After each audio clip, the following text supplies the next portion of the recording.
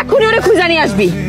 এই পাঠা, তুই লুকায় কুল পাইবি? তোর লজ্জা করে না গার্লফ্রেন্ডের টাকা মাইরা দিতে? বাবা তুমি তো আমার গার্লফ্রেন্ড না, তুমি আমার এক্স গার্লফ্রেন্ড। আরে বেটা, আমি তোর এক্স গার্লফ্রেন্ড বলেই তো আমি তোর পিছনে টাকার জন্য কুত্তা লাগাইছি। তোর যদি পায় না তোর খবর করে ছাইড়া দিবে। শোনো, তোমার টাকা দেওয়ার কথা তো, আমি আব্বুরে তোমার টাকার কথাটা বলছি। আব্বু বলছে তোমার টাকাটা দিয়ে দিবে, কিন্তু একটু সময় দিতে হবে। আরে তোর আব্বুর গুষ্টি কিলাই, তুই আমার টাকা ফেরত দিবি। তোর টাকা যদি আমি ভালো বেলে না পাই না, তোর বাড়িতে চলে যাবো আমি। তুমি জানো আমি এখন রীতিমতো ভয়ে থাকি। তাহলে ব্রেকআপ করে ফেল। আরে বাবারে, ব্রেকআপ তো করেই দিছি, কিন্তু এই মেয়ে তোমার পিছু ছাড়তেছে না। এখন প্ল্যানটা কি? কিছু টাকা লাগবে।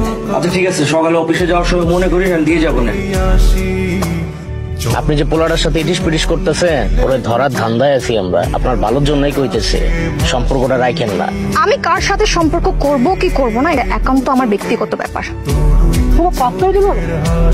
তারা বলেছে আমি যেন তোমার সাথে না মিশি। তা তো ভালো, আমার সাথে মিশো না, ওই বখাটেগুলোর সাথে যে প্রেম করো ভালো হবে। সবসময় ফাজলামো, তাই না? তাই সত্যি করে বলো তো, টাকা দিয়ে দিলে কি সব সমস্যার সমাধান হয়ে যাবে?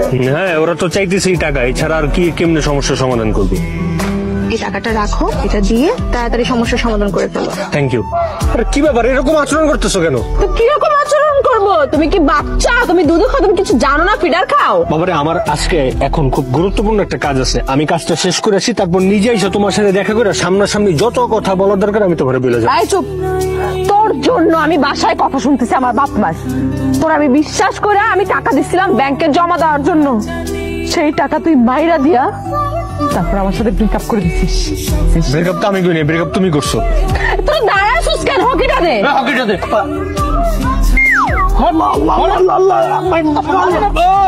দেন বাড়ি দেন,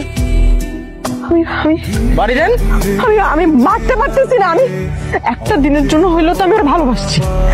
আমি ওর গায়ে হাত তুলতে পারছি না।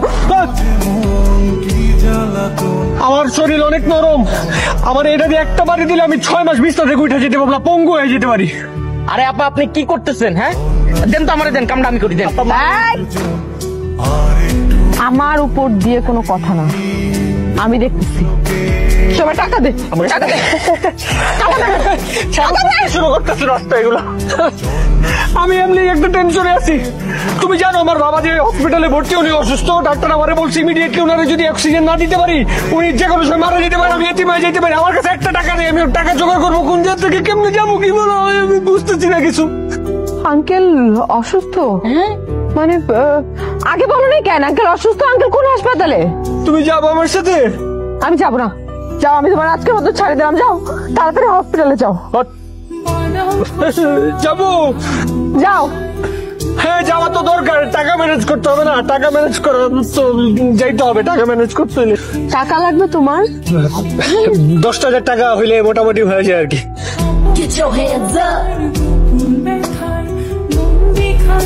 টাকা চাইছি আমি তোর কাছে, টাকা দে। আপা কি কন? টাকা তো আমরা নিতে। টাকা দে।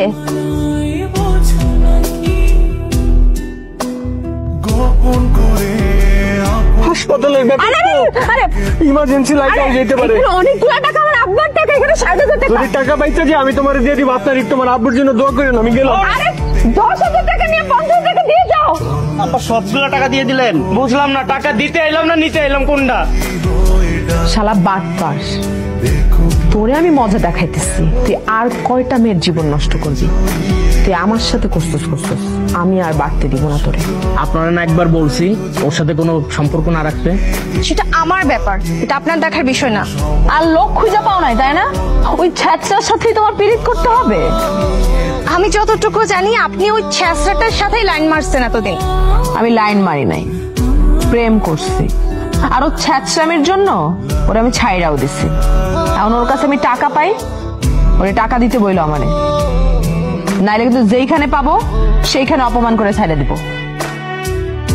আর কয়টা মেয়ে তোমার কাছ থেকে টাকা পায়? আর বাবারে, তুমি কার কথা বলতেছো আমার বুঝাই বলবা তো। তোমার জন্য সব সময় আমি পথে ঘাটে অপমানিত হচ্ছি। সে না তোমার এক্স গার্লফ্রেন্ড? তাহলে কোন অধিকারে সে এমন করছে? তার কোনো অধিকার নেই।